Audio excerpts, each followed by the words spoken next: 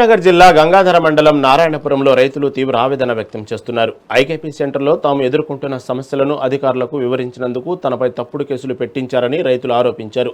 జిల్లా collector, CP, ఎమ్మెల్యేల పర్యటన సందర్భంగా లారీల వద్ద ఒక్కో లారీకి 8 నుండి 12 బస్తాల వరకు ధాన్యం కట్ చేస్తున్నారని, లారీ డ్రైవర్లు అదనంగా డబ్బులు అడుగుతున్నారని అధికారులు ముందే రైతులు వాపోయారు. అయితే ఈ సమస్యను లేవనెత్తినందుకే ఐకేపీ సెంటర్ నిర్వాహకులు పోలీసులకు ఫిర్యాదు చేసి 6 రైతులపై కేసులు పెట్టించారని మండిపడ్డారు.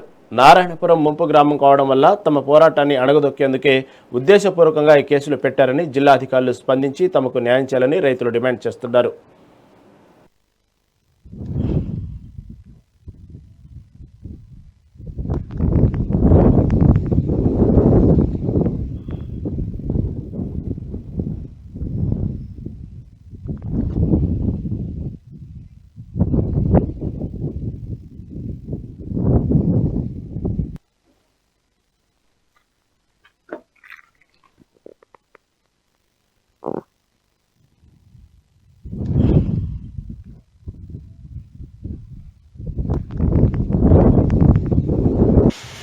ఎస్పీ గారు, మిగతా అధికారులు, ఎమ్మెల్యే గారు వీళ్ళందరూ కూడా ఐకేపీ సెంటర్ను విజిట్ చేయడానికి వచ్చిండ్రు.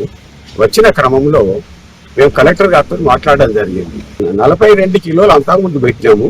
ఆ తర్వాత మళ్ళీ లారీ రాలేదు, అవి పోలేదు.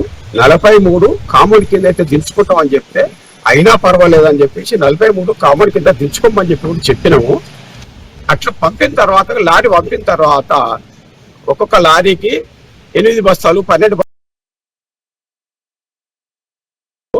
మేము లారీ లోడ్ ఎక్కి వచ్చిన తర్వాత తక్షీట్లు ఇస్తామంటారు. వాళ్ళ కట్ లేకుండా ఇప్పుడు 43 కామన్ తోటి మాకు తక్షీట్లు ఇవ్వడం జరిగింది.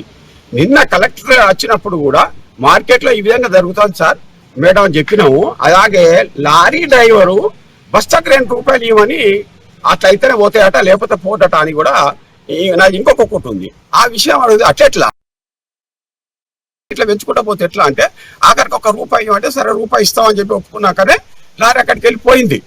ఈ విషయాన్ని సిపి గారు ఉన్నారు, కలెక్టర్ గారు ఉన్నారు, ఎమ్మెల్యే గారు ఉన్నారు, మా రైతులు అందరూ ఉన్నారు. అందరి ముందర ఇంత ముద్దుగా మాట్లాడటం మేము మా మీద దౌర్జన్యం చేసిండు, మమ్మల్ని తిట్టిండు అని చెప్పేసి ఆ సిఏ మేడం, ఐకేపీ సెంటర్ నిర్వాహకురాలు మా మీద పోలీస్ స్టేషన్ లో కాంప్లిమెంట్ చేసి నన్ను తిట్టిరు అని చెప్పేసి. అసలు సిఏ గురించి మేము అక్కడ సెంటర్ ఈ విధంగా నడుస్తుంది అని మాత్రమే మేము చెప్పినాం. అక్కడ ఇట్లా మరి ఇట్లా ఇప్పుడు పెంచుకుంటూ పోతే మాకు ఎంత నష్టం జరుగుతుంది అన్న ఉద్దేశంగా చెప్పడం జరిగింది.